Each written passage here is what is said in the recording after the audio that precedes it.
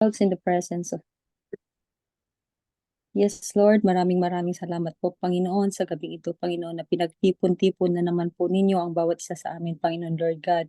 Lord, kayo po ay aming pinapapurihan, Panginoon Lord God, sa iyong kadakilaan, Panginoon Lord God, sa pagmamahal niyo po sa bawat isa sa amin, Panginoon Lord God. Maraming salamat, Panginoon Lord God, Jesus, sa iyong buhay na pinagkaloob niyo po sa bawat isa sa amin.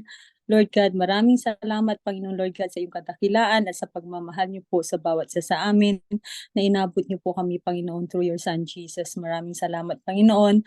Sa gabing ito, Panginoon Lord God, ay tinudulog namin at humihingi kami, Panginoon, ng kapatawaran sa aming mga kasalanan, Panginoon, sa isip, salita at sa gawa.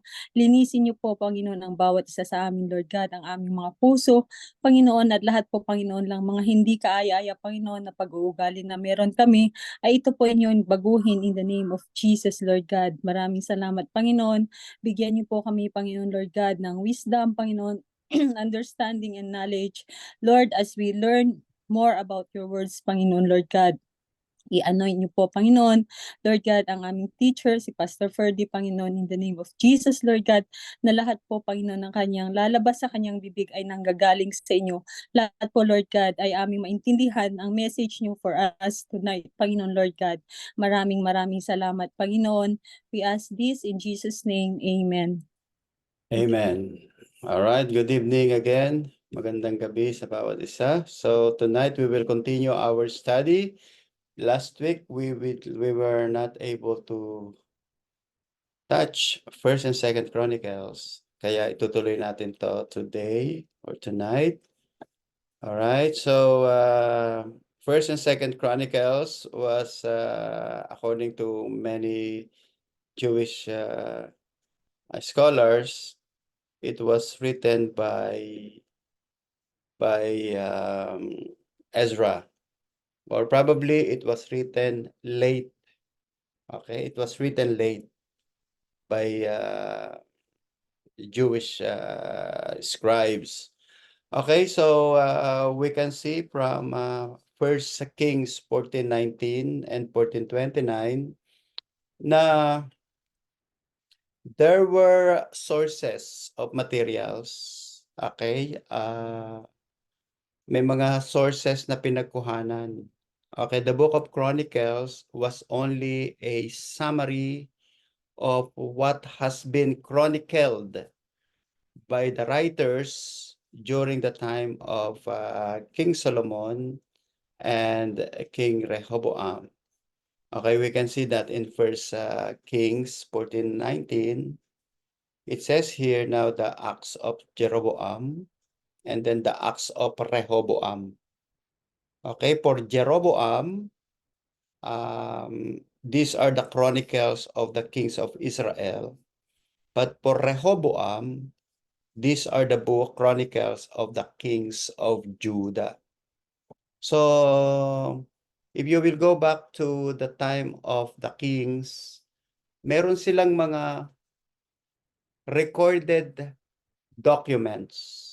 Okay, meron silang mga recorded documents, parang ano yon, mga news, mga news at saka yung ordinances written by the kings. And then the writers of First and Second Chronicles compile them and summarize them. And then he calls it First and Second Chronicles. Ganun ang nangyari dyan. May original na Chronicles. Okay? There is an original Chronicles. And then yung Chronicles na yon was summarized in the book of Chronicles that we know now. All right? So ganun ang nangyari diyan sa First and Second Chronicles.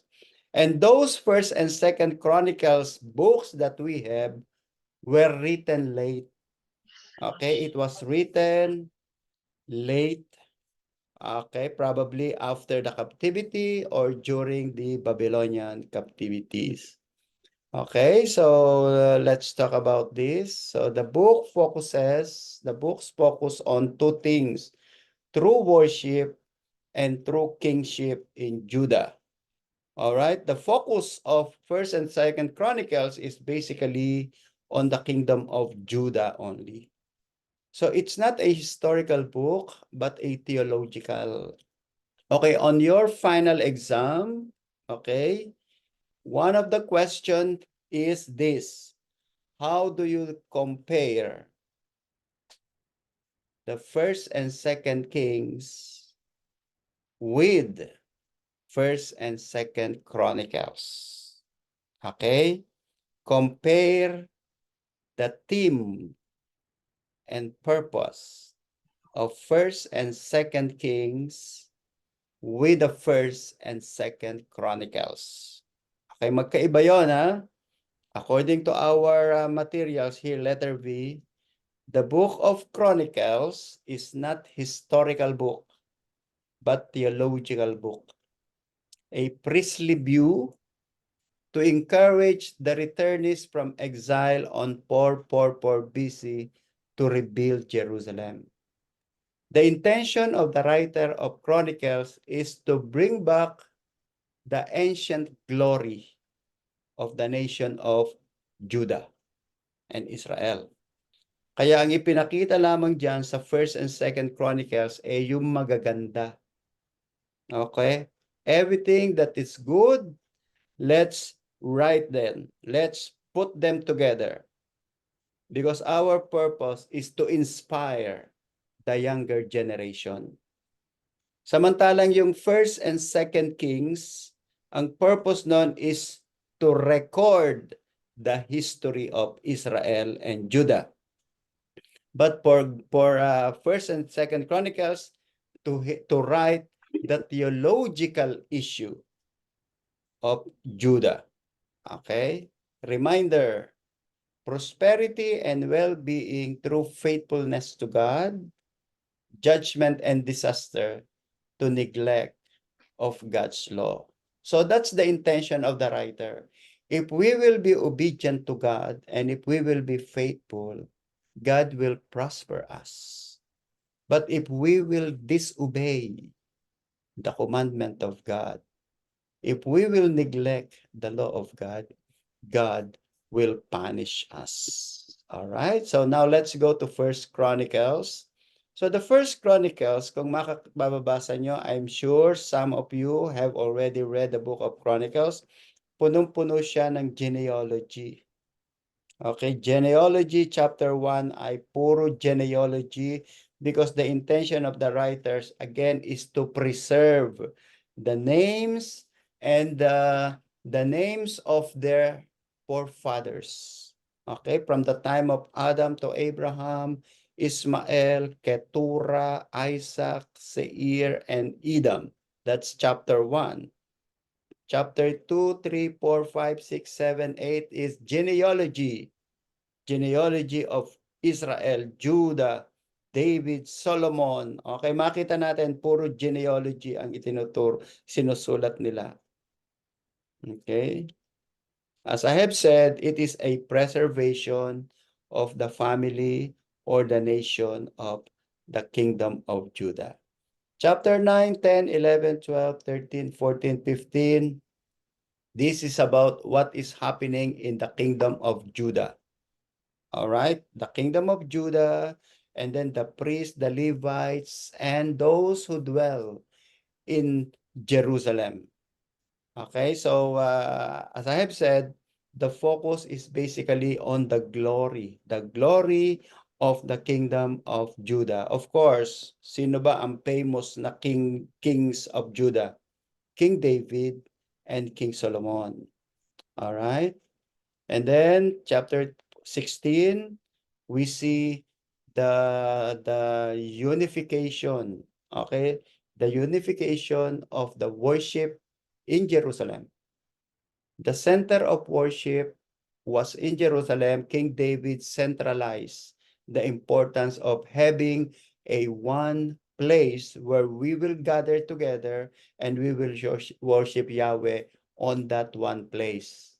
Ano ang naging sentro ng worship ng mga Israelites? Saan napapokus? Sa Jerusalem. Jerusalem was not significant city before. Mapapansin nyo, walang masyadong issue about Jerusalem prior to King David.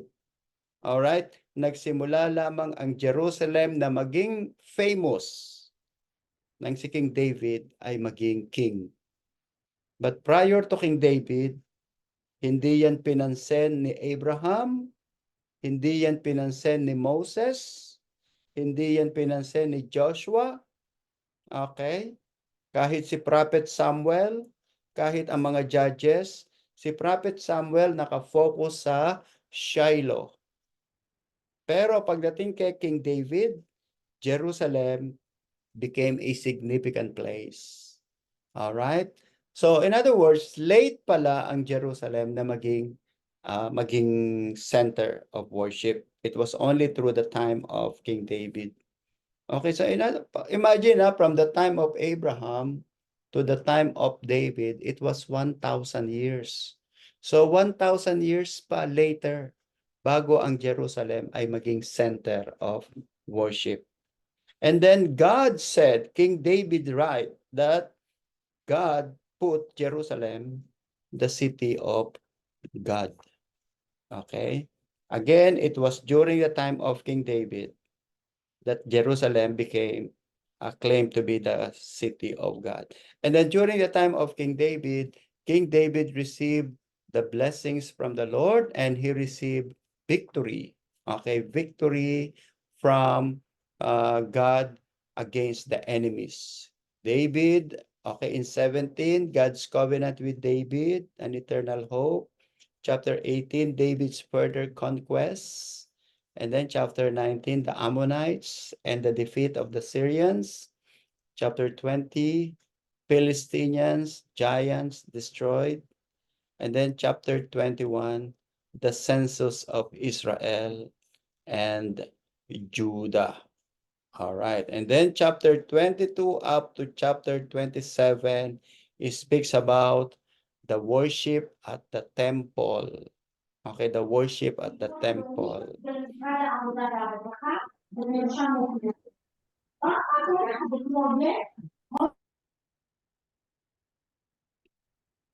Okay, so from 22 to 29, it was centered on the temple.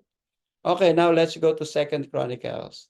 So makita natin ang First Chronicles is about genealogy of the kingdom of David and then the worship. That's why the main theme of First and Second Chronicles is to focus on worship and kings of Israel.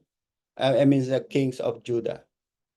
Okay, now in Second Chronicles, okay, in Second Chronicles chapter 1, okay, so this time it's about Solomon. Yung First Chronicles is about David. Second Chronicles is about Solomon. Okay, chapter 1, Solomon requests wisdom. Chapter 2 to 4, Solomon prepares to build the temple. Okay, actually, First and Second Chronicles is just a repetition of the First and Second Kings. Kaya lang, the intention of Chronicles is to glorify and to focus on Judah and Jerusalem. Okay, to focus on Judah and Jerusalem.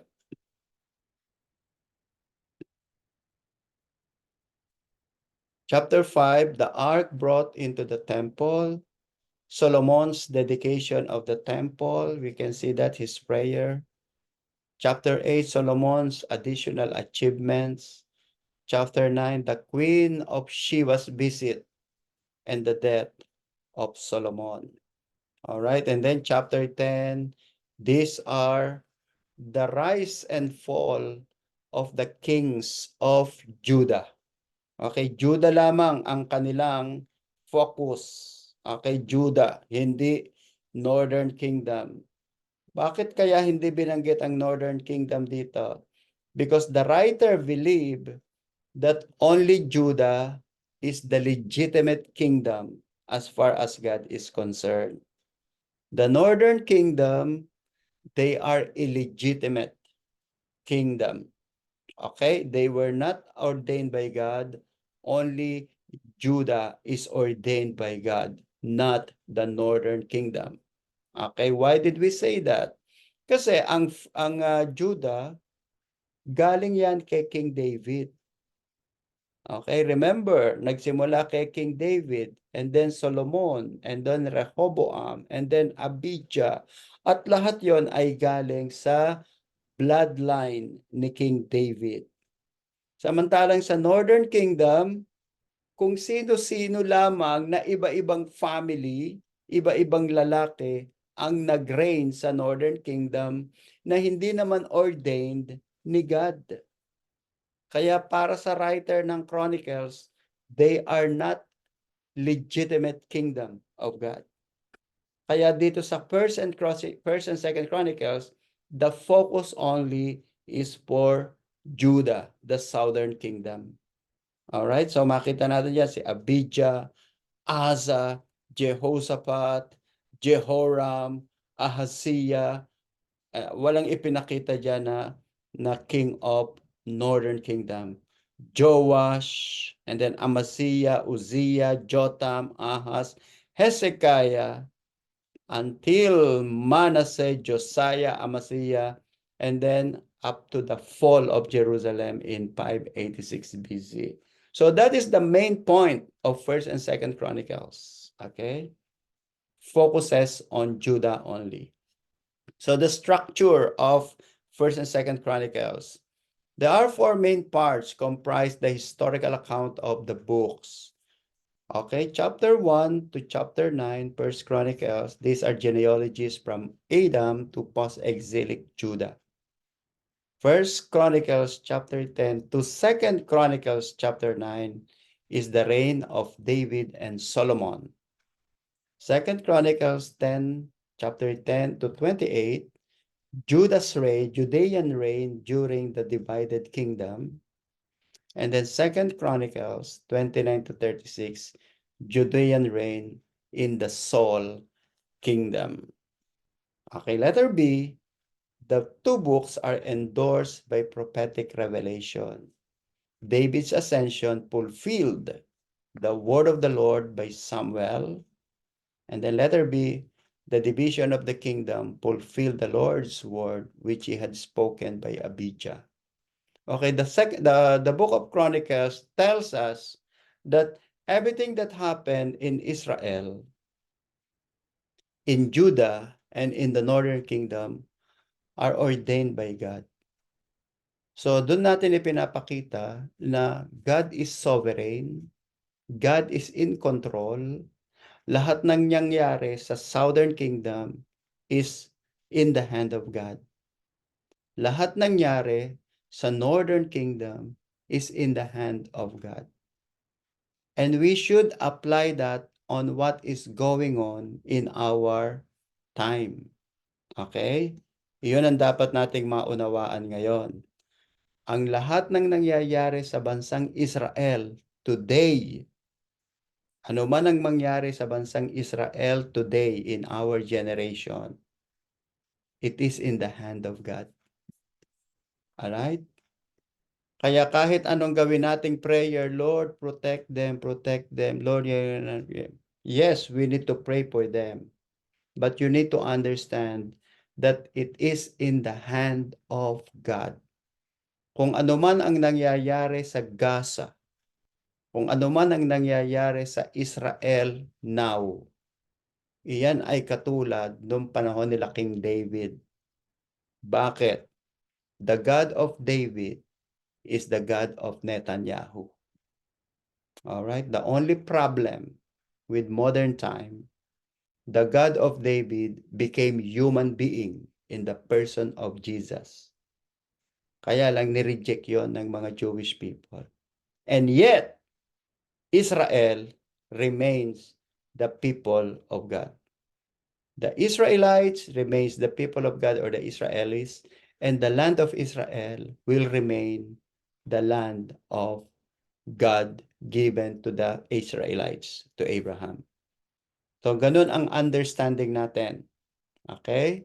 So, ang prayer natin ay, Lord, let me understand what is going on, and let the people of Israel call upon the name of God. Dapat sila'y magkaroon ng salvation.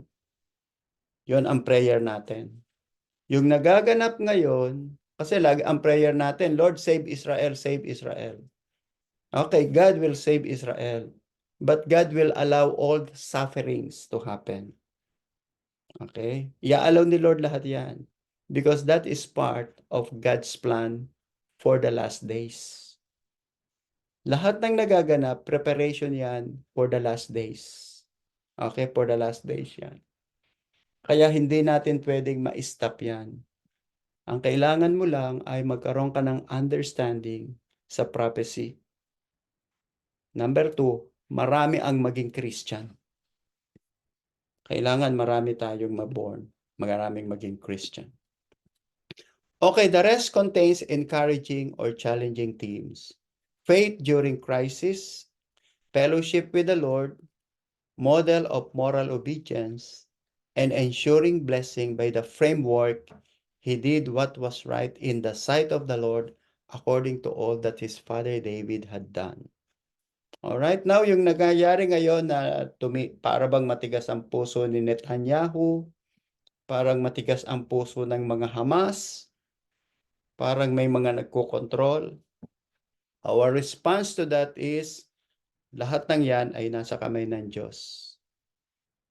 It is God who is in control. Okay? Kung si God ang nag-control noon, siya pa rin ang nagko-control ngayon. Okay. Theological perspective. The message of the book may be reduced to 2 issues.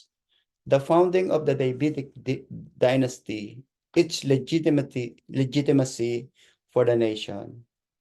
Okay, so yung pagiging, remember that the original plan of God ay si Saul. Okay, tandaan nyo to ha. Ang original plan ni God ay si King Saul ang magtuloy-tuloy at yung kanyang mga anak at apo ang magiging king and mga princess at magre-reign sa bansang Israel. Wala pa nga si David doon sa istorya na yun eh. Alright? It was originally Saul. But because of the disobedience of King Saul, Saul was removed. And then King David was installed by God. And then, yun ang sabi natin, the founding of the Davidic dynasty is legitimate for the nation of Israel. Okay? Number 2, the building of the temple and the worship of one true God is again another design or another ordination by God. Alright? So lahat ng yan ay nasa kamay ng Panginoon. And then number 3, the Word of God. Pay attention to God's Word and obey them.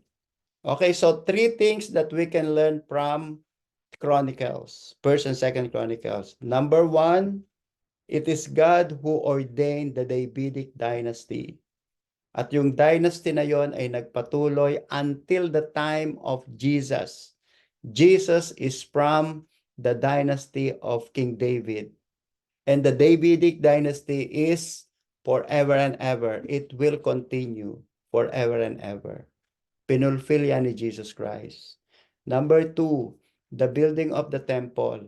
The intention of God is to centralize the worship, and it should be in Jerusalem. And then number 3, as you worship, do not forget the importance of the Word of God. All right, so that's why theological, 1st and 2nd Chronicle is theological. Okay, in other words, it is more on devotional book.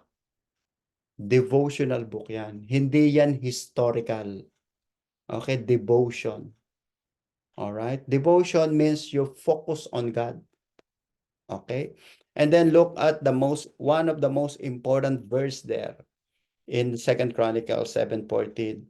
If my people who are called by my name will humble themselves and pray and seek my face and turn from their wicked ways, then I will heal from heaven and will forgive their sins and heal their land. Okay? The goal of the writer is to remind the people that if you will humble yourself, God will heal the land. But if you will continue on your disobedience, God will allow trials, sufferings in your land. And I think it's happening in the Philippines. Okay? Ang tagal-tagal nang nangangaral ang mga Christians sa Philippines. Okay? Since Second World War pa, after Second World War pa, ang dami-dami ng missionaryong nagpunta sa Philippines. Alam niyo ba yon? As early as 1950s, napakadami ng Christian sa Philippines na nag-i-spread ng gospel. And yet, eto na, magwa 100 years na, napakarami pa rin ang hindi nakakaunawa ng Bible. Di ba? So, if our people will humble ourselves with God, ganun din ang mangyayari sa mga Christian. All right, so let's go to another topic, which is Ezra and Nehemiah.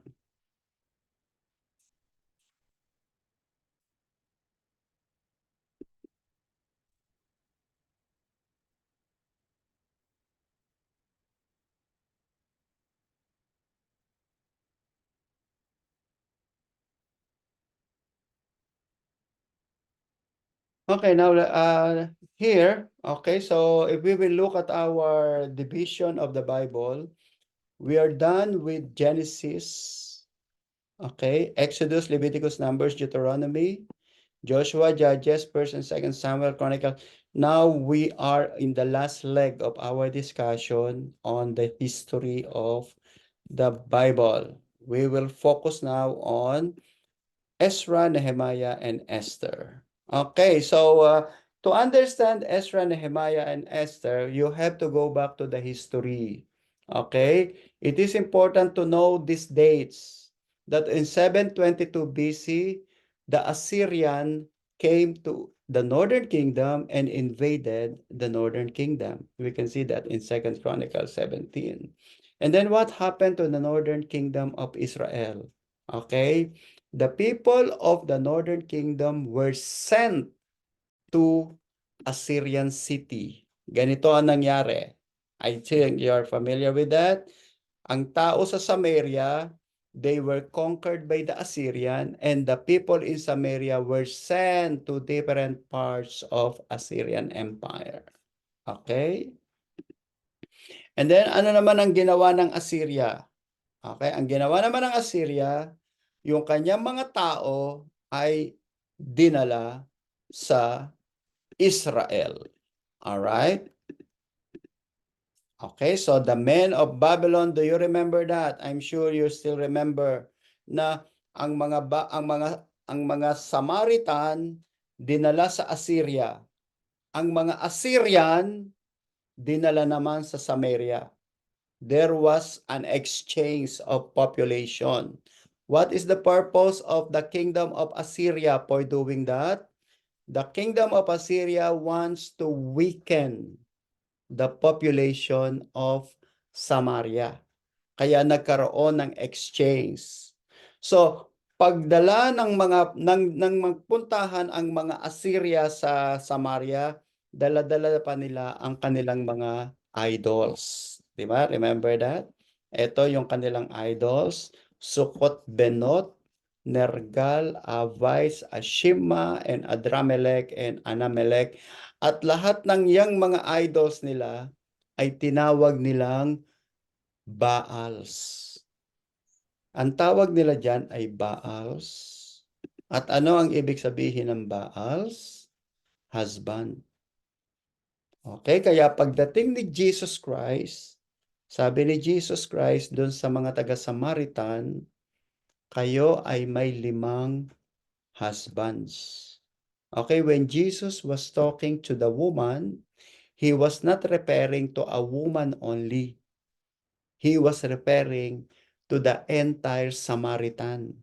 When Jesus Christ said, you have 5 husbands, hindi yun para lamang dun sa babae. Yung you doon, yun ay plural. You, Samaritan, you have 5 husbands. At yung husbands yung 5, yun yung mga Diyos-Diyosa na galing Assyria. Okay? Kaya nga, sabi ng babae, well, I perceive that you are a prophet. Sabi ng babae.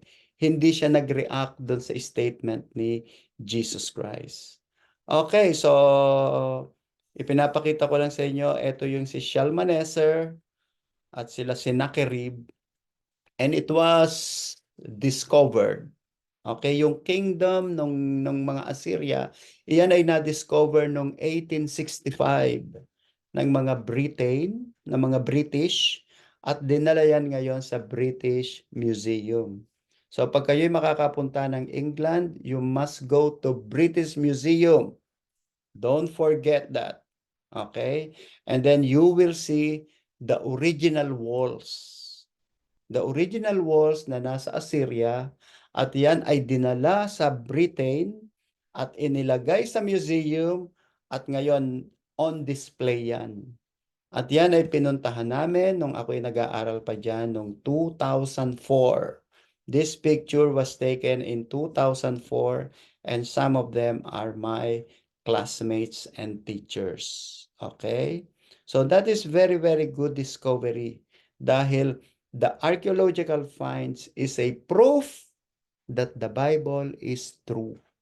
Okay, that the Bible is true. Okay, so now what happened naman sa mga Juda? Ang Juda naman ay kinonquer ni Nebuchadnezzar on 586 BC. Okay, nakita natin yan sa 2 Kings 25:1. And then Prophet Jeremiah said that the reason why Israel allowed to be conquered by the enemies is that not because the God of Israel is weak. Okay? God allows the conquest because the Israelites are sinning. Okay? The Israelites are sinful. Hindi dahil weak si Yahweh, kung hindi ang Israel ay makasalanan. Okay? And then according to Prophet Jeremiah, you will be in Babylonian captivity for 70 years.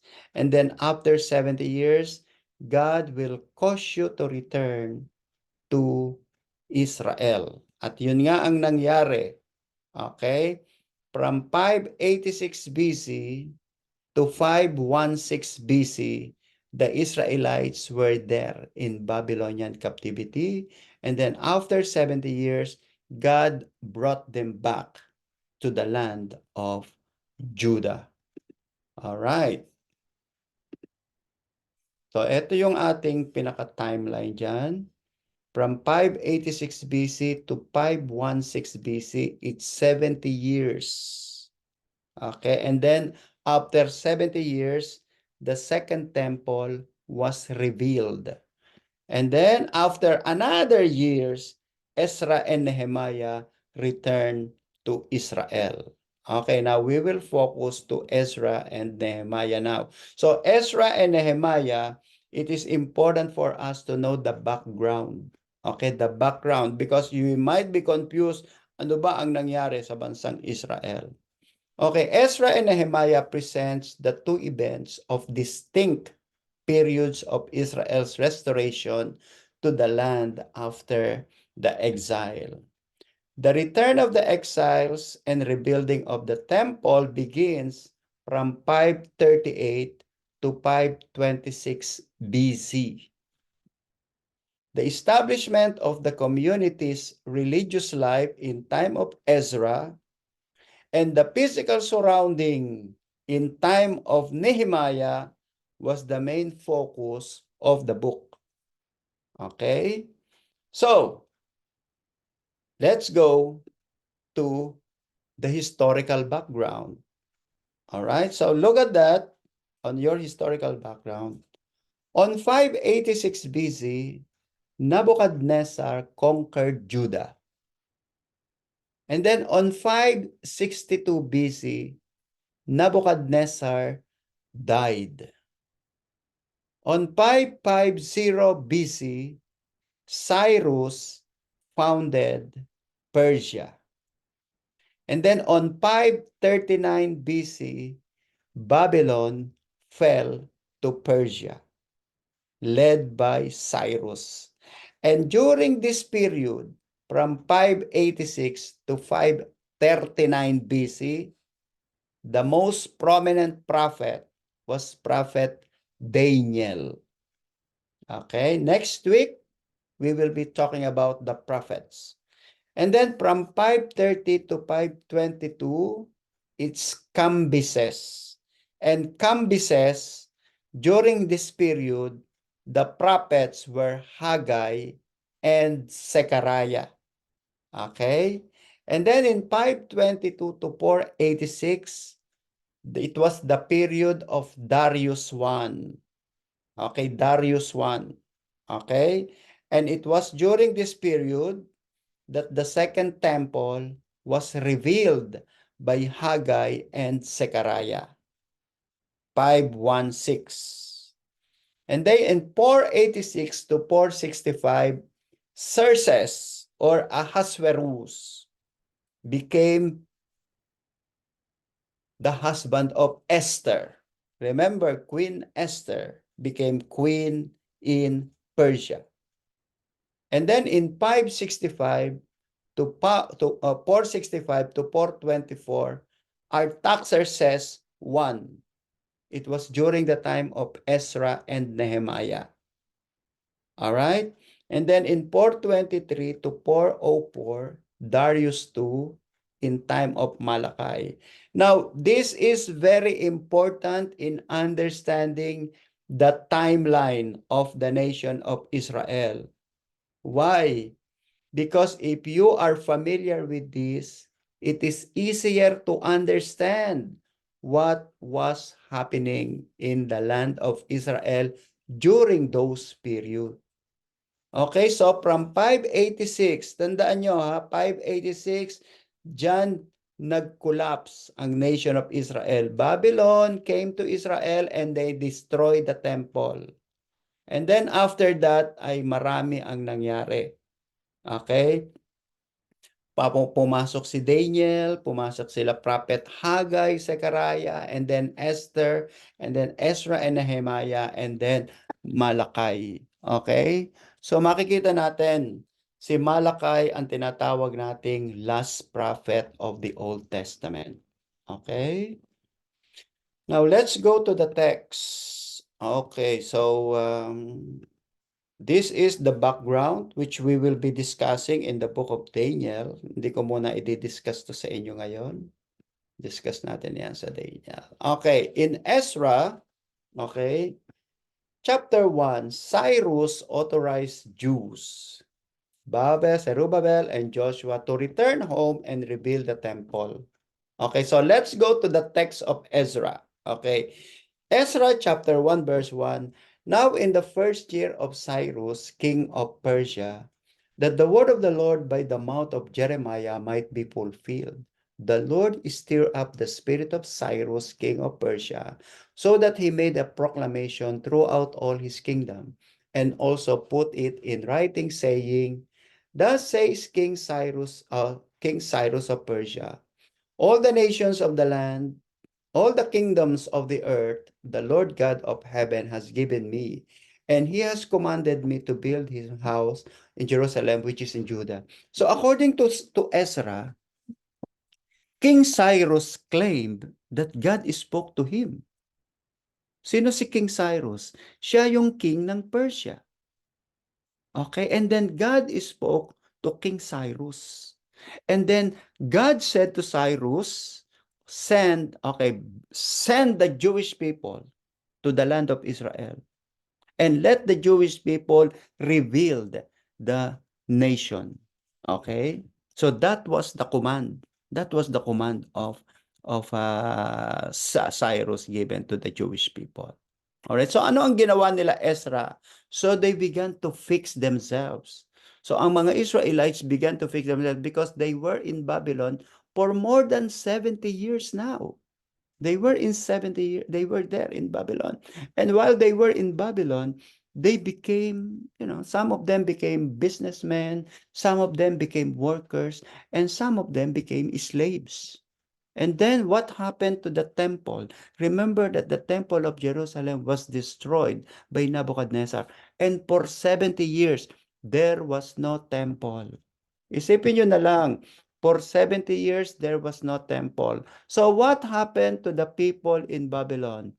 They began to form what we call synagogue. Doon nagsimula ang synagogue. Dati walang synagogue. Ang synagogue ay nagsimula sa Babylon. Okay? What is the purpose of synagogue? The purpose of synagogue is an alternative gatherings about worship. Dahil walang temple, so mag-gather tayo. At tinawag nila yon na synagogue. Okay, tinawag nila yung synagogue. So kaya ang synagogue, para yung church. Di ba para siyang churches na nakikita natin? Small gatherings, small. Hindi katulad ng temple. Ang temple ay napakalaking gatherings. Coming from different parts of Israel and parts of the world, they gather together at the temple. But while they were in Babylon, they gather in a small group na kung tawagin nga natin ay synagoga or synagogue. Okay, now eto ngayon si God. Ang sabi ni God kay Cyrus, let the people of Israel return to Israel and let them build again the second temple. So eto ngayon, nag-rebuild na sila ng second temple. Okay? So ngayon, eto yung tinatawag nating proclamation na kung tawagin ay Cyrus Cylinder. Yung Cyrus Cylinder na yan, iyan yung nakasulat dito. All the kingdoms of the earth, the Lord God of heaven has given me. It was written in their language. Okay, yung nakasulat diyan, language siya ng Persia. At kailan yan nakasulat? 539 BC. And then it was discovered in 1879. Okay, na-discover yan sa Babylon noong 1879. At yan ngayon ay nasa British Museum. Ano yung British Museum? Yung ipinakita ko sa inyo na pinuntahan namin noong 2004. Okay, now, if you will go to King David's Museum dyan sa Jerusalem, pumunta kayo sa Old City. Go to Old City, and then pumasok kayo dun sa King David Citadel. Makikita nyo, ito yan. Okay, ayan ako, kailan lang nakikita, naandyan yan yung replica nung original copy nung Cyrus Cylinder. Okay, ano ang nakasulat sa Cyrus Cylinder? Yun nga, yung nakasulat sa Bible. Alright? Kaya nga napakaganda yung nangyari sa mga archaeological findings. Napakaganda dahil yung mismong nakasulat sa Bible ay nakikita natin sa mga archaeological finds.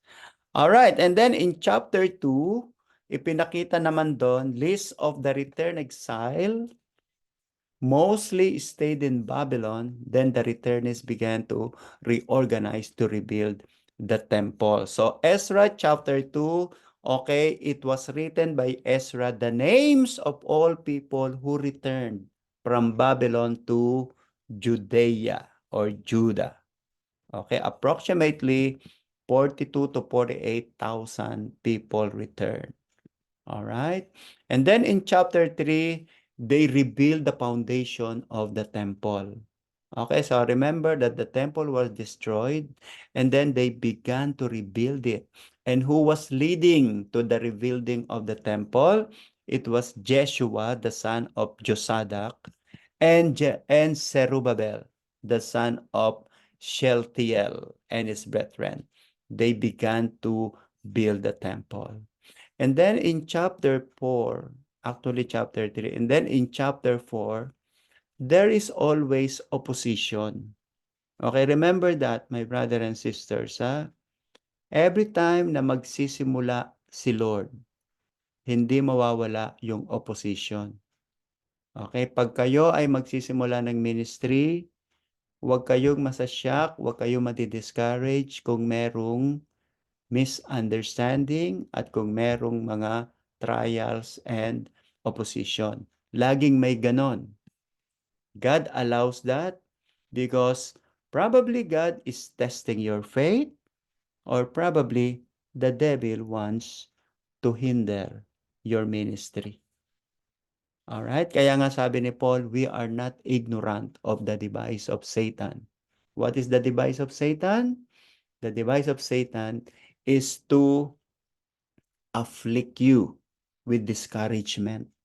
Gusto niya ma-discourage tayo para hindi na tayo tumuloy ng ministry.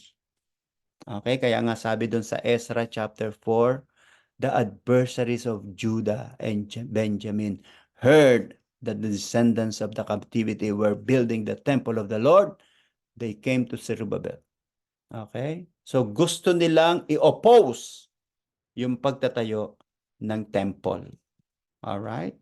Now, because Zerubbabel and Joshua were servants of God, hindi sila natinag doon. They continue kahit maraming nag-o-oppose. Alright? And then in chapter 5, Haggai and Zechariah resume the rebuilding of the temple. Okay? So kahit may mga opposition, meron nag-i-encourage. Kaya sa atin, it's either kapag tayo ang nasa trials, kailangan magko-continue tayo. Pag naman nakita natin yung ibang brethren ang nasa trials, we must encourage them. Okay? Kailangang mag-encourage tayo. Sabi dito, the prophet Haggai and Zechariah, the son of Iddo, prophets, prophesied to the Jews who were in Judah and Jerusalem in the name of God of Israel, who was over them. So Zerubbabel, the son of Shealtiel, and Joshua, the son of Shealtiel, rose up and began to build the house of God, which is in Jerusalem. And the prophets of God were with them, helping them. Alright, so ito yung mga nagtatrabaho na andito naman, yung nag-i-encourage. Okay, we need encouragement, especially in times of trials. And then in chapter 6, Darius approved the restoration of the temple, and it was completed and dedicated. Alright, so eto ngayon sila, nang matapos nilang ma-complete, ma-build ang temple, they informed King Darius. And then King Darius approved the dedication of the temple. Okay? So they celebrated the dedication with the approval of King Darius. And then what happened? Anong ginawa nila? Sinelebrate nila yung dedication kasama nung Passover. Okay, remember na yung temple ni King Solomon, listen to this, yung temple ni King Solomon was dedicated during the Feast of Tabernacles. Yun namang second temple ay idinedicate during the Feast of Passover. Okay, ulitin ko. First temple, dedicated by Solomon during Sukkot. Second temple, dedicated by Zerubbabel during Pesach. During Pesach. All right. Now, okay, comparing the temple, so look at the screen. I want you to look at the screen. All right, so at the screen, makita natin, if this is the temple of King Solomon, okay, ito naman ang temple ni Zerubbabel, yung second temple, mas maliit siya. It is smaller compared with the temple of Solomon. And then during the time of Herod the Great enlarged and beautified the temple. Kaya nga pagdating ni Jesus Christ nung panahon nila, ang temple ay under construction dahil pinalaki ni King Herod ang temple. Bakit ginawa ni King Herod yon? We will study that in New Testament. Okay? We will study that in New Testament. So yung temple ni King Solomon, okay, eto siya. First temple was dedicated in 957 BC. And then the second temple, 516 BC. And then yung sa Temple of Solomon, it was during the time of Jesus. Mas malaki siya. Now, ngayon, wala tayong temple, di ba? That it was destroyed in 70 AD. And from 70 AD until today, walang temple. Kaya nga, naghihintay tayo na maitayo yung third temple. Okay? Okay, so remember na merong binabanggit si Ezekiel na temple. We will study that in the book of Ezekiel. All right, and then chapter 7 and chapter 8, arrival of Ezra from Babylon to Jerusalem during Artaxerxes' reign. And then, ang ginawa ni Ezra, the first thing that he did was he restored the law. Ni-restore niya yung law. Bakit kaya niya ni-restore ang law? Dahil ang mga Israelites walang Bible. Walang Bible noon sa Israel. Hindi katulad natin ngayon, may book tayo. Remember, during that time, ang mga scroll noon, ang mga Bible noon ay scroll lamang. At yung kapag gumawa ka ng Bible, it's very, very long and very expensive. Kaya konting-konti lang ang merong Bible noon. Baka ang may Bible noon, yung lamang king at yung high priest. Okay? So, eto ngayon si Ezra, mula sa Babylon, dumating siya sa Jerusalem, at pagdating sa Jerusalem, the first thing that he did was to restore the law. Binasa niya ang law, itinuro niya ang law sa mga tao, dahil ang mga tao ay hindi na nakakarinig ng law. Alright? Ezra 7, now after these things, in the reign of Artaxerxes, king of Persia, Ezra, the son of Seraiah, the son of Azariah, the son of Hilkiah, this Ezra came up from Babylon, and he was a skilled scribe in the law of Moses, which the Lord God of Israel had given. The king granted him all his requests according to the hand of the Lord his God upon him.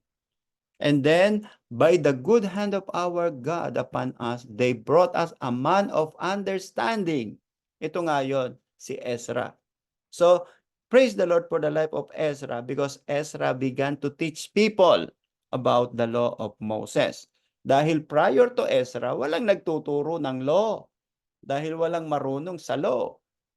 Okay, and then chapter 9 and chapter 10, this is a denunciation of intermarriage with pagan women in Israel. At pagdating doon, nakita na ni Ezra, alam niyo kung anong nadatna ni Ezra? Ang mga Israelites, may mga asawa na non-Israelites. Ang asawa nila ngayon ay non-Israelites. So ang ginawa ni Ezra, inutusan niya ang mga Israelites na you must separate yourselves from these people. Ezra 9:1, when these things were done, the leaders came to me saying, the people of Israel and the priests and the Levites have not separated themselves from the people of the land with respect to abomination of the Canaanites, the Hittites, the Perizzites, the Jebusites, the Ammonites, the Moabites, the Egyptians, and the Amorites.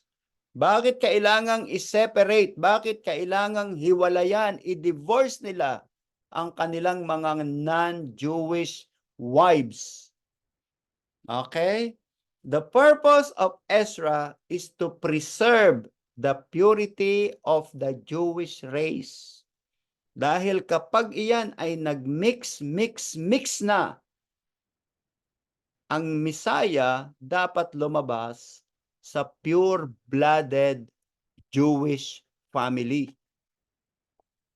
Kaya kailangang huwag muna kayong mag-asawa ng non-Jewish. Dahil pag nag-mix na, ay hindi ganyan ang promise ng Lord. Ang promise ng Lord, ang Messiah dapat manggagaling sa pure-blooded stock ni King David. Dapat lahi ni King David, hindi dapat mestizo race. Kaya ito ang ginawa ni Ezra. Sabi ni Ezra, separate yourself from your wives. Alright? Separate yourself from your wives hanggang sa dumating ang Messiah. Hindi kayo pwedeng magkaroon ng iba-ibang lahi. Okay? Yun ang purpose nito. Kasi sa panahon natin ngayon, okay, ang mga Jewish, ang asawa nila ay iba-ibang lahi na. Pwede na yon. Bakit? Dahil dumating na ang Messiah. Pero nung panahon ni Ezra na hindi pa ipinapanganak si Jesus, hindi nyo pwedeng gawin yon. You need to preserve the purity of the stock of David. You need to preserve the stock of Jewish Israel hanggang dumating ang Messiah. Pag dumating ang Messiah, go ahead. Tapos na yung ating waiting. Tapos na yung waiting natin.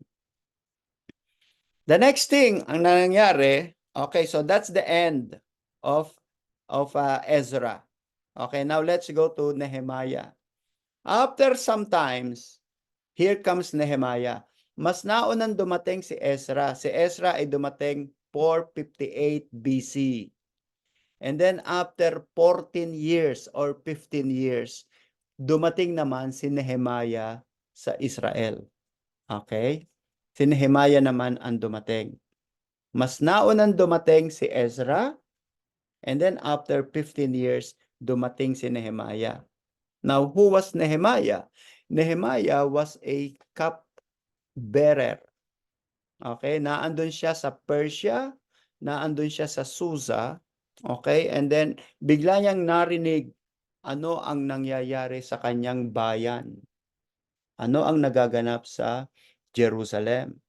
And then, ang sabi niya, yung pinakita natin dyan sa Nehemiah 1:5, he was praying, I pray, Lord God of heaven, O great and awesome God, you who keep your covenant and mercy with those who love you and observe your commandment, please let your ear be attentive to your and your eyes open, that you may hear the prayer of your servant, which I pray before you now, day and night, for the children of Israel, your servant, and confess the sins of the children of Israel, which you have sinned against you. Both my father's house and I have sinned. So, ang unang ginawa, okay, remember that, because Nehemiah has a burden. He has a burden to go back to Israel. Okay, the first thing that he did was, he prayed to God. Yun ang kanyang unang ginawa.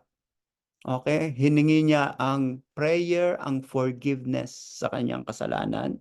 Hindi lang yung kasalanan niya, including the kasalanan, the sin of their forefathers. Alright?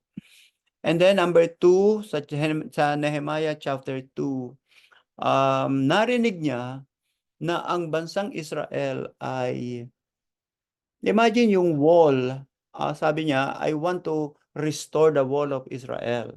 Dahil yung wall ng Israel was destroyed by Nebuchadnezzar from 586 BC to 444 BC. Ilang taon yon?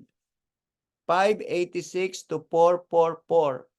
Lumalabas na 150 years nang sira ang wall. 150 years nang sira ang wall ng Israel. Ngayon, sabi ni Nehemiah, Lord, help me. I want to fix the wall of Israel. Okay, so iyon ang naging project ni Nehemiah. Kanina, ang naging project ni Ezra ay restoration ng law. Dito naman kay Nehemiah, ang project niya ay restoration ng wall. Tapos, si Zerubbabel, ang kanyang project ay restoration ng temple or the rebuilding of the temple. So one of the question in your final exam is this. Please tell me the restoration made by the Israelites during the return stage. So yon ang dapat na alam natin, ang answer nyo. The restoration of the temple, the restoration of the law, the restoration of the wall, and the restoration of the seed. Seed. Alright? Ano yung seed? Yung seed of Israel. Okay, so ano ang ginawa ni Nehemiah? So he returned to Israel. Sabi niya dito, so I came to Jerusalem and was there 3 days. Then I rose in the night, and I and few men with me, I told no one that my God had put in my heart to do at Jerusalem. Nor was there any animal with me, except the one which I rode, and I went out by night, the valley gate to the serpent wall, and the refuse gate. So nakita ngayon ni ni Nehemiah, yung destroyed walls of Jerusalem. Ipinakita ng God sa kanya na you have to restore the walls of Jerusalem. At yon ang nakita niya. Nagpunta siya dun sa Valley Gate, Refuse Gate, Fountain Gate, and he saw that all of them were destroyed by the enemy for the past 150 years. Okay, so look at this. Okay, I believe you are familiar with the walls. Okay, so this is the wall. Okay, look at the wall. Ito yung original wall. Okay, yung covered by the blue. Okay, look at Nehemiah 3:1. Basahin muna natin yung 3. Then Eliasib, the high priest, rose up with his brethren, the priests, and built the sheep gates. They consecrated it and hung it doors. They built it far as the tower of the hundreds and consecrated it then as far as the tower of Hananel. Okay, so yung present wall na nakikita natin sa Israel ngayon, alright, iyan yung tinatawag nating the Ottoman wall. Okay, so the original wall of Nehemiah ay yung covered ng blue. That was the original wall of Nehemiah. Ano naman yung wall na naka-covered na yon? Yan yung bagong wall ngayon. Yung wall ngayon na ginawa ng Turkish. Ito yon. Okay, have you been to Jerusalem? Nakita nyo ba tong wall na to? Anong tawag natin dyan? Iyan yung broad wall. Iyan yung itinayo ni Nehemiah. Okay? At ano ang nangyari dyan? It was destroyed again by the Romans noong 70 AD. Okay, kailan yan na-discover? Noong 1970. Okay? Discovered in 1970. Gaano kahaba? The length of the wall is 65 meters. Okay, napakahaba nitong wall na yan. 65 meters. Okay? Ngayon, na-discover yan. Gaano naman kataas yan? Yung wall na yan. 3 meters. 3.3 meters. Ibig sabihin, napakataas niyan. 3 tao ang patong niyan. O kaya 4. Okay? And then ano ang width niya? Ang kapal niya, look at that, 2.5 meters. You can build a house on top of the wall. Alright? At ang tawag natin dyan ay broad wall. So kung hindi pa kayo nakakapunta ng Jerusalem, hindi nyo pa nakikita tong wall na to, you go by yourself. Hanapin nyo yung tinatawag na broad wall at makikita nyo that was the original wall built or rebuilt by Nehemiah. Okay, it was restored by Nehemiah, but it was again destroyed by the Romans in 70 AD. Alright? Ano naman tong wall na to? Okay, yan ay wall nung 1517. Itinayo yan ng mga Turkish.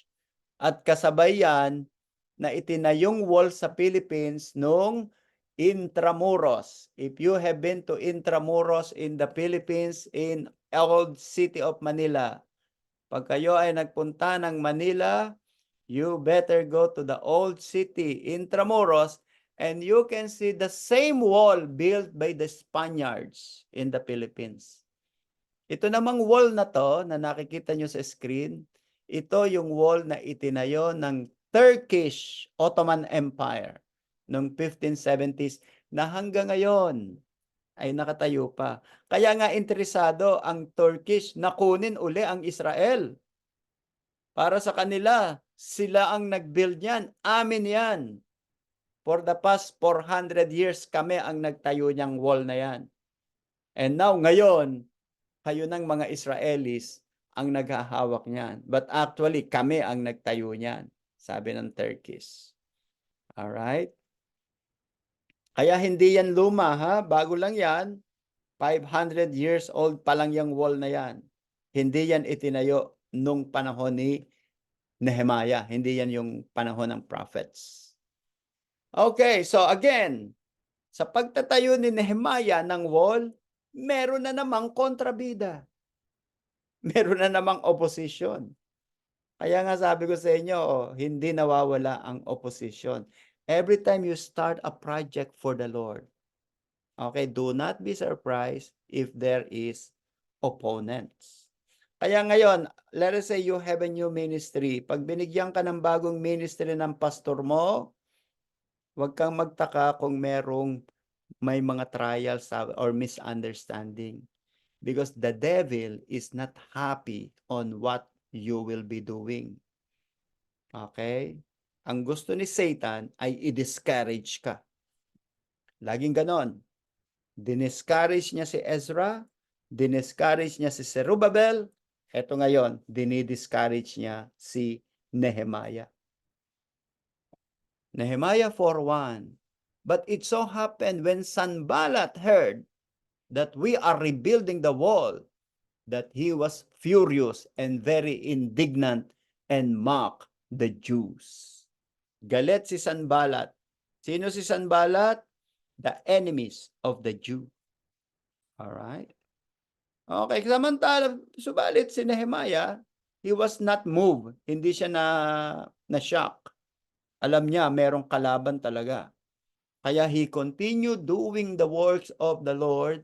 And then according to Nehemiah 6:15, so the wall was finished in 25th day of Elul, in 52 days.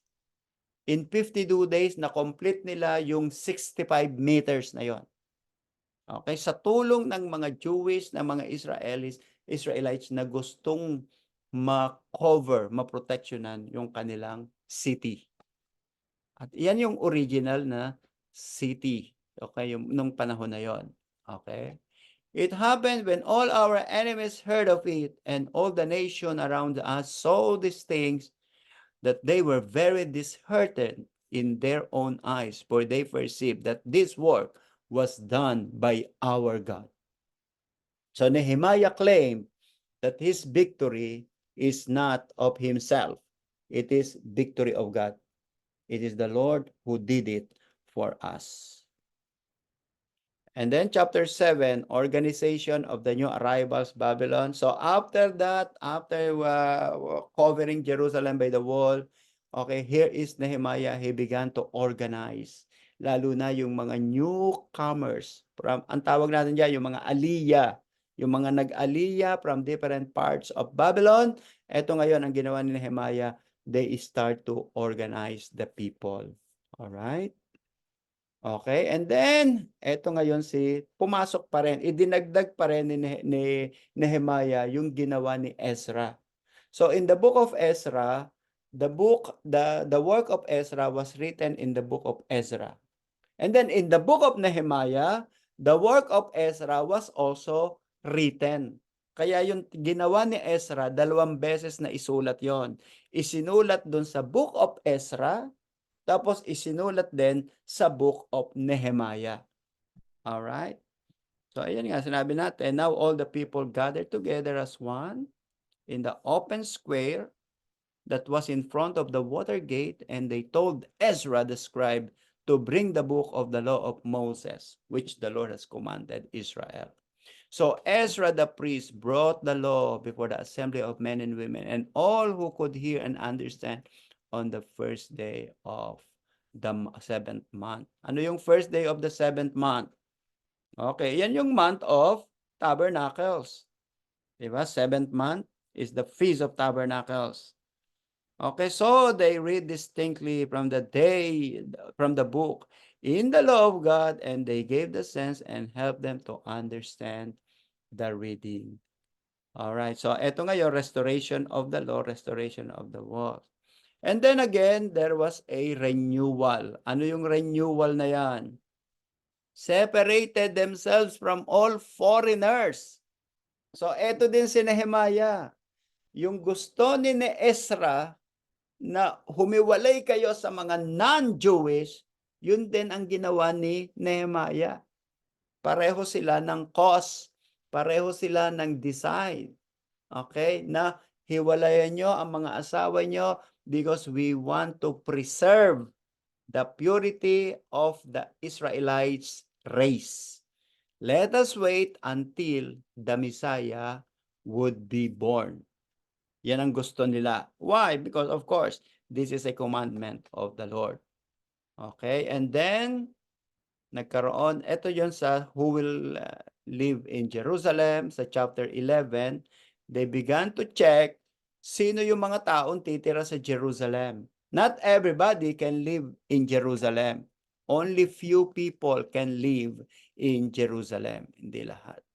And then in chapter 12, they dedicated the walls of Jerusalem to God. All right? And then 13, here comes the protest of Nehemiah. So, look at the achievements. Okay? Look at the achievements. As I have said, isa to sa mga question that you will explain. Number 1, the role of Ezra, restoration of the law of Moses and seed. The role of Nehemiah, restoration of the wall and seed. Letter C, the role of Haggai and Joshua, the restoration of the temple. So these are the achievements of the people who came from Babylon to restore the land of Israel. What are the theological themes? The book stresses the continuity of the post-exilic religious community under Ezra and Nehemiah with ancient people. Letter B, the celebration of Feast of Passover and Tabernacles commemorate Israel's wilderness experience, implying that the post-exilic people of God had experienced new Exodus.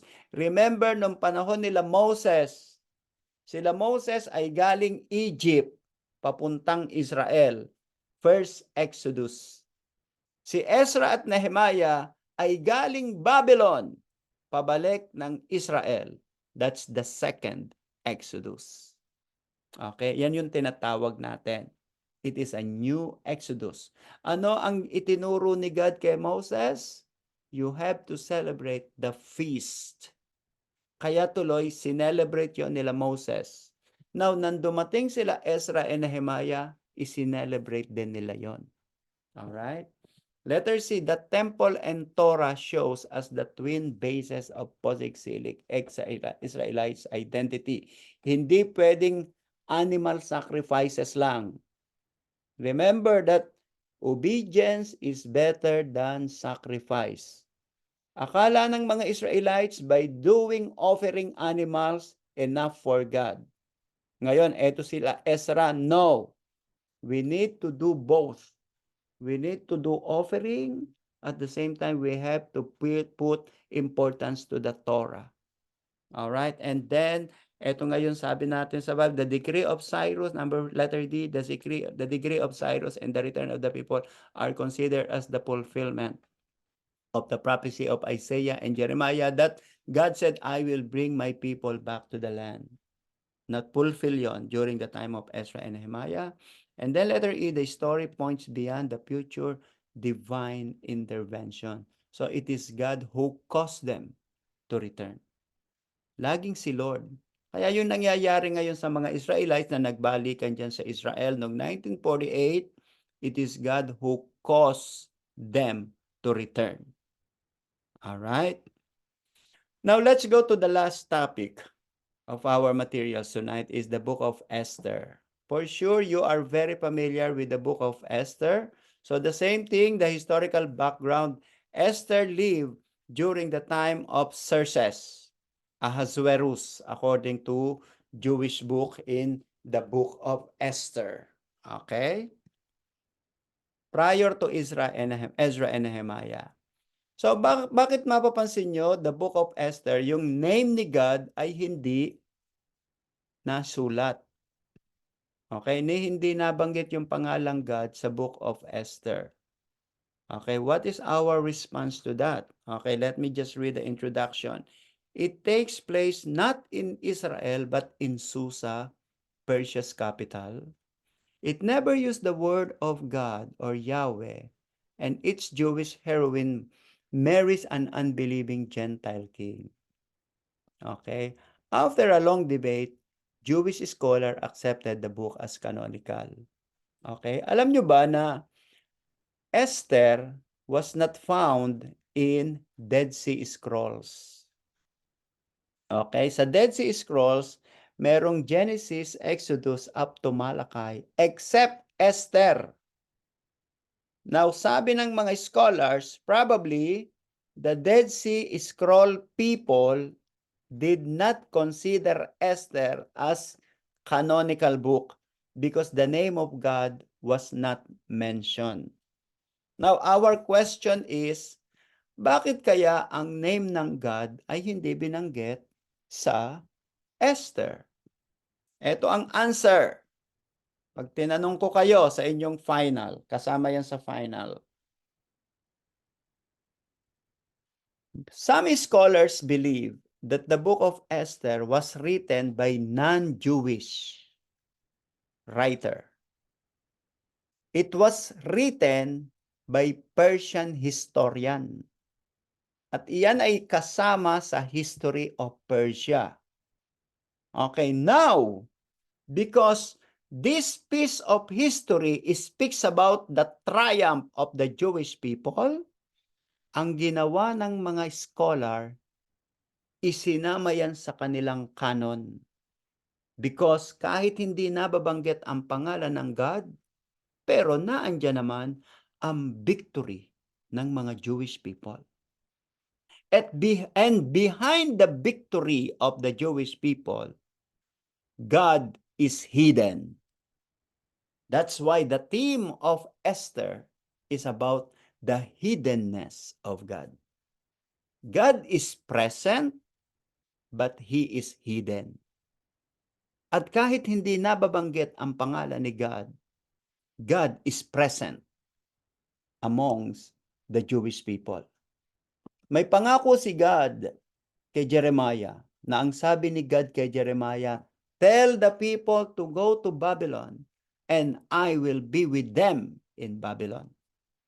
So kahit hindi binanggit ang pangalan ni God sa book of Esther, they claimed that God is with us.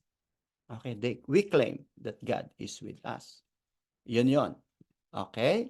So ito ang Susa. So look at your map. Look at your screen. So ang Susa is part of Iran in modern time. It is now part of Iran. Okay? At ang tawag ngayon dyan ay Shusha. Kasi meron kami ditong Iranian member na church. It's no longer Susa but Shusha. Shusha. Alright? Okay, so the story is historical.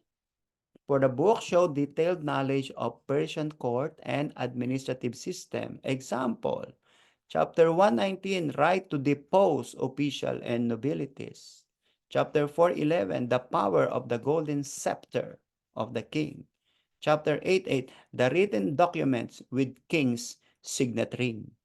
Iyon ay kasama sa history at sa culture ng Persia. Alright, kaya tuloy, we believe it is really historical. Both Herodotus and Cicero, Herodotus was a Greek historian, Cicero was a Roman historian, world-famous historian reported similar large-scale massacre in Persia by this period. All right. Okay, so what are the message and theme? Okay, chapter 1, King Ahasuerus dethroned Queen Vashti. Bakit niya dethrone si Vashti? because Vashti refused to listen to the king. So ano ang ginawa ng king? Nag-promote siya ng new queen of Persia. At doon nagsimula yung tinatawag nating beauty contest. Kaya yung beauty contest, hindi yan nagsimula sa Philippines. Nagsimula yan sa Persia. All right? As early as the time of Queen Esther. And because of the beauty of Queen Esther and the favor from God and from men, Esther became the new queen of Persia. Okay, kaya lang, eto na naman tayo ngayon. Meron na namang kontrabida. Sino ang kontrabida yan? Si Haman, the Agagite. Alright, now sino ba tong si Haman? Si Haman ay isang Amalekite. Alright, Amalek. Amalek siya. Remember na during the time of Saul, God said to King Saul, destroy all the Amalekites. Ano ang ginawa ni King Saul? Hindi niya dinestroy. Alright? Hindi niya dinestroy, pati yung si King Agag, hindi niya pinatay. In fact, it was Prophet Samuel who killed Agag. So lumalabas na meron pa ring mga anak tong si Amalekites na nakatakbo. At nung panahon ni Esther, eto ngayon, nangyari ngayon. Itong mga Amalekites, they want to kill the Jewish people. Okay? Okay, so look at that. Look at the irony here. Merong irony dito. May itinuturo si Lord sa atin dito. Ang sabi ni God kay Saul, destroy Amalekites. Pero hindi niya dinestroy lahat. Now, after how many years? After about 500 years, eto ngayon ang mga Amalekites in the person of Haman. Siya ngayon ang gustong pumatay sa mga Jewish people. What is the meaning of that to us? Sabi ni God, remove sin. Anything that does not please God, remove it. Pag hindi mo ni-remove, yun ang magdi-destroy sa iyo ngayon. Kaya yung kasalanan na ayaw mong tanggalin, yun yung magpapasama sa iyo. Yun yung sisira sa iyo. Kaya nga alam natin dapat kung ano yung kasalanan pinaalis ni Lord. Pag hindi mo inalis yan, it will resurrect and it will destroy you. The same thing that happened to Amalekites. Okay? And then what happened?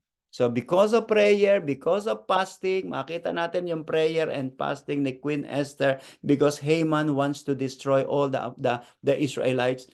Okay, here comes the wheel of fortune. Para nangyari, all opportunities and all favor went to Esther. And then Esther received favor from the king of Persia.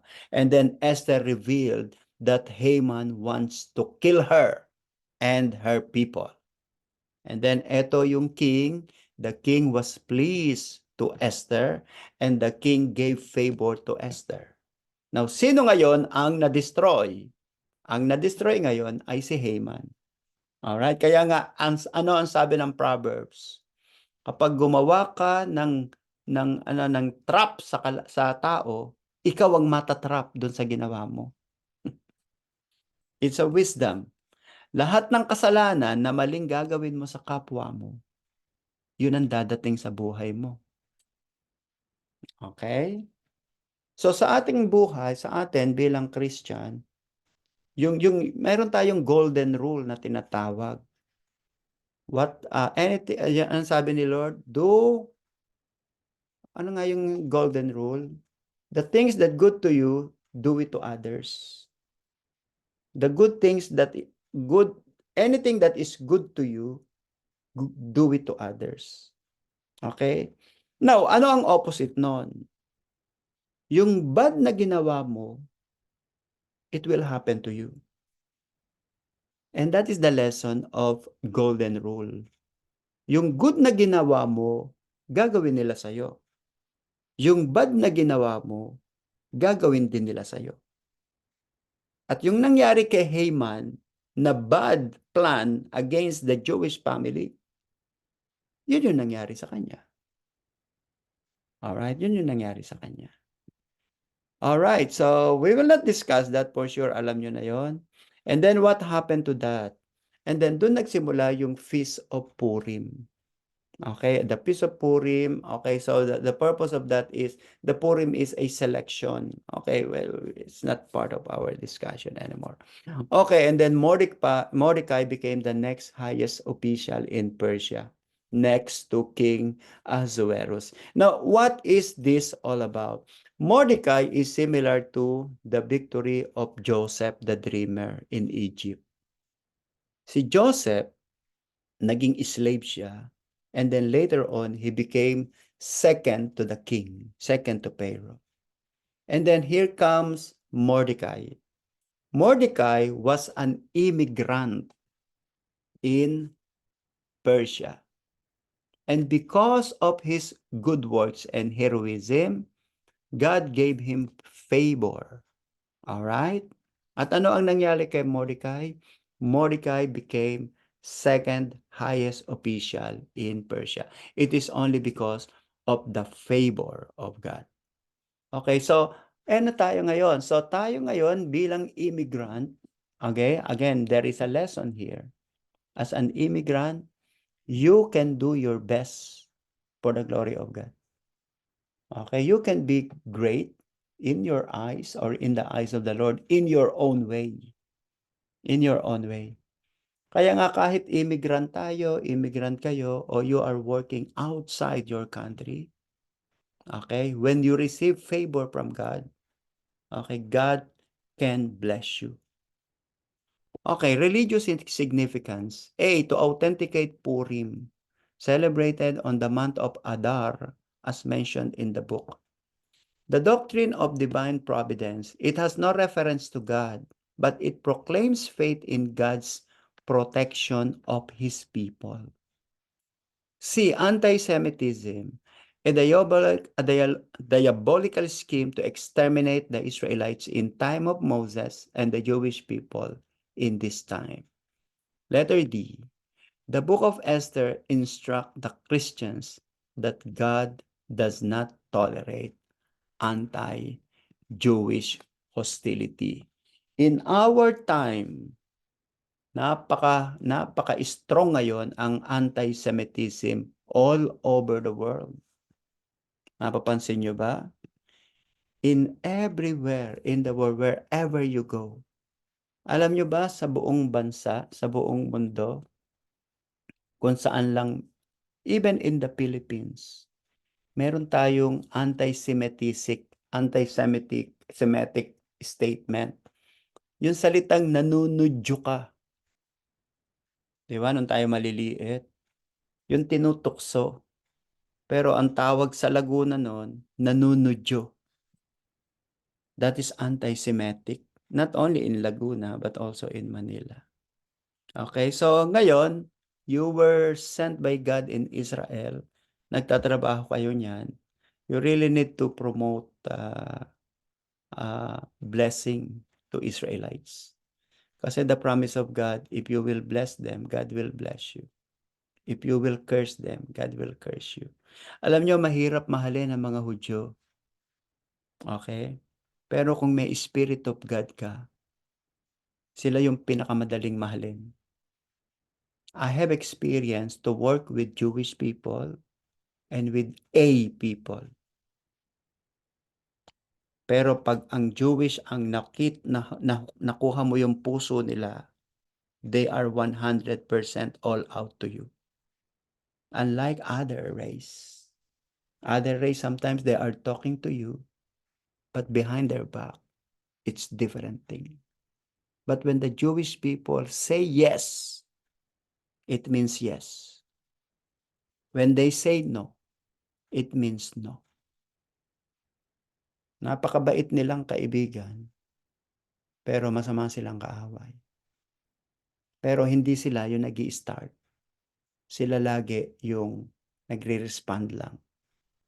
Alright? So I hope na your experience in Israel, okay, yung experience nyo sa Israel, nandiyan kayo sa Israel. I hope that when you leave Israel out from that country, you will bring a good words and good testimony.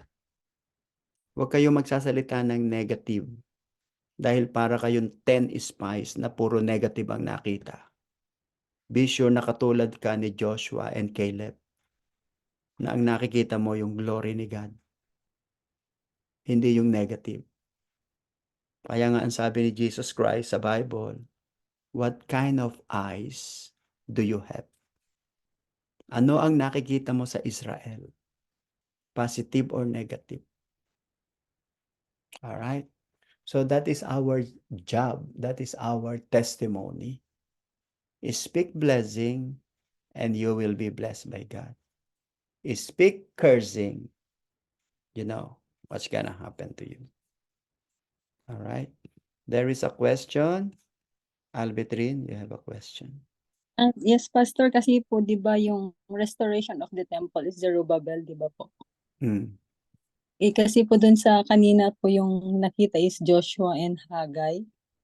Yeah, because they are prophet. Actually, tatlo yan. Tatlo sila na magkakasama. Zerubbabel and Joshua. But God called Haggai to push them to rebuild the temple. Okay? Kaya tatlo silang magkakasama. Sila yung tatlong instrument ni God to restore the temple. Bakit si Zerubbabel? Because Zerubbabel is the prince of Israel. Lahi siya ni David. Siya yung prince. Kaya lang hindi ni-restore yung throne. So makikita natin, ni-restore ang temple, ni-restore ang law, ni-restore ang wall, ni-restore ang seed, pero hindi ni-restore ang throne. Bakit kaya hindi ni-restore ang throne? Kasi under sila ng Persia. At ayaw ng Persia na magkaroon ng throne ng Israel because they are subject of Persia. So dapat ang king nila si Cyrus. At hindi gusto ni Cyrus na i-restore yung throne ng Israel. Kung na-restore yun, dapat si Zerubbabel yun. Kasi si Zerubbabel ang prince of Israel during that time. Anak kasi siya lahi siya nila Sedekiah, nila Josiah. Alright? Kaya lang, hindi na-restore yun. Alright? Yun. So, siya ngayon ang binigyan ng emphasis ng Bible na siya ang nag-restore. Okay? Nagsimula yan kay Zerubbabel and Joshua. Okay? And then Haggai was called by God to push them. Okay? To push them to restore the temple. Okay. So, ang answer nyo dyan ay si Zerubbabel. Zerubbabel and Joshua. But actually, si Zerubbabel lang yun. Alright. Thank you po, Pastor. Okay. May question pa? Wala na? Sige, let's close it in prayer. Father, we thank you for tonight. This is a exhaustive study. And thank you for the lives of these people. And I pray, Lord, that you will continue to bless each one of us and give us more understanding in more of our discussion. Father, we give you honor and praises in Jesus' name. Amen and amen. Okay, so let's have picture. Yung picture natin sa Omnibus. Already. 1, 2, 3. One more.